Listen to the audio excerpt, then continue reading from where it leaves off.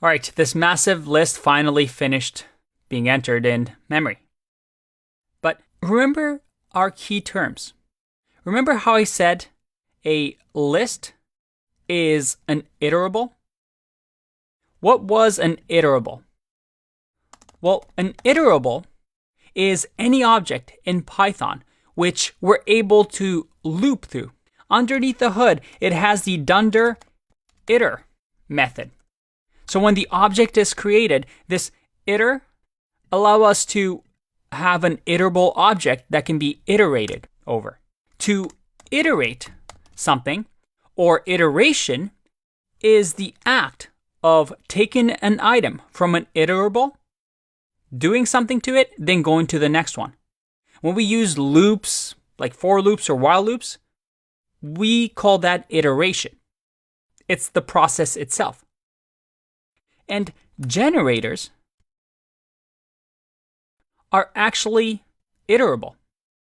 That is, everything that is a generator is iterable. You can iterate over them.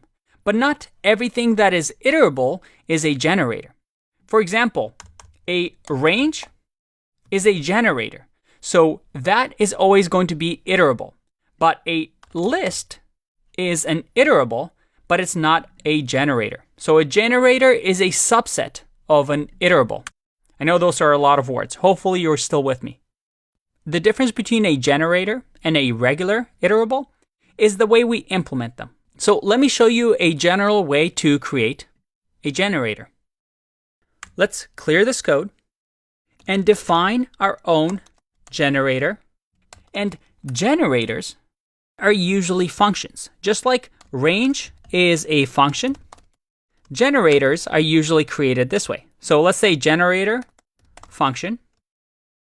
And this generator function is going to have a for loop that is going to loop over a range, just like we had before. But the difference here, let's actually bring back the code that we had previously. Just going to comment this out so we can see it in terms of difference. The generator function is going to create, let's say, these many items. But instead of returning like we would in a regular function, we're going to use a keyword called yield. And here, we're going to yield the I, so the item. So notice the difference here. Now, if we want, just like here, we can pass a number like this.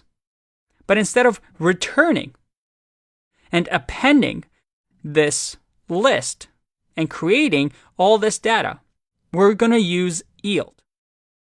Now, what does yield do? You see, yield pauses the function and comes back to it when we do something to it, which is called next, something that we'll cover shortly. So yield says, hey, pause the function, just yield I, give I, and when you tell me to keep going again, then I'll keep going.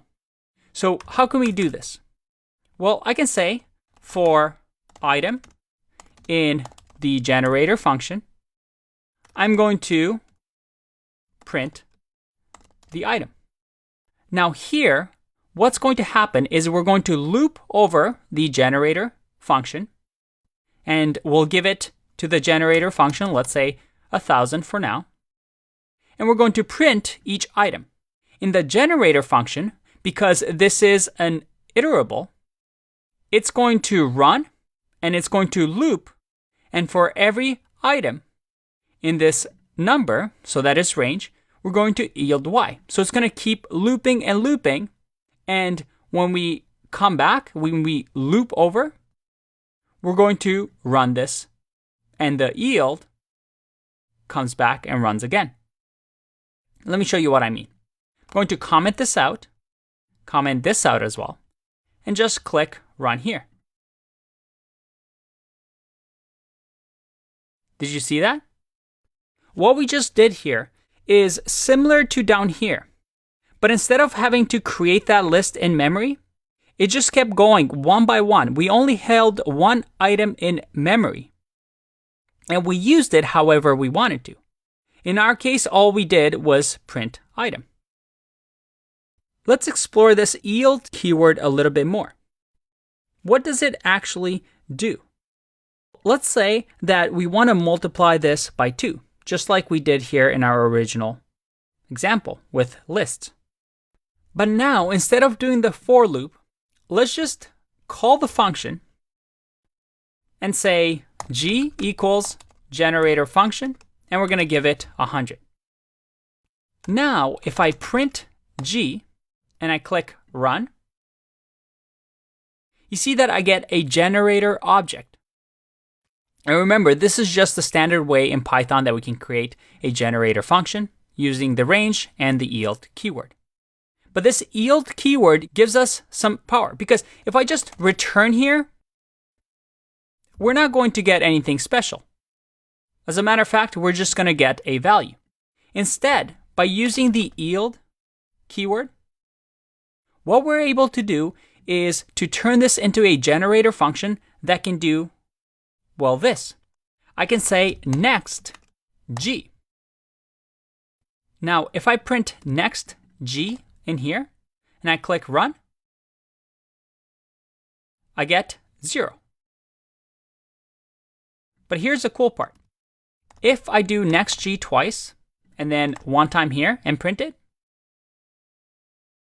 I get 4. Why is that? Remember, the yield keyword pauses the function. So what just happened here is I ran the function with 100. The first item in range 100 was 0. Right? Now here, before I was even able to run this, it said, hey, this is a generator function. But the first time you run it, give the output 0 times 2. So that the very first time we run this function, and I click run, oh, make sure we change that to I. This is just 0. If I run it again, like this, then we have, now I want you to iterate and go to 1. So 1 times 2, what is that? Well, 1 times 2, let me fix that like this. Make sure this is I get 2, because 1 times 2 is 2. If I run it again, and I click run, I get 4.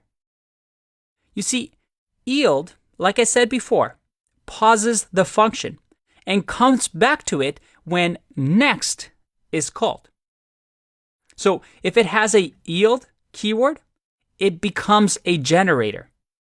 It keeps track of this state, what we call the value, and it only keeps the most recent data in memory.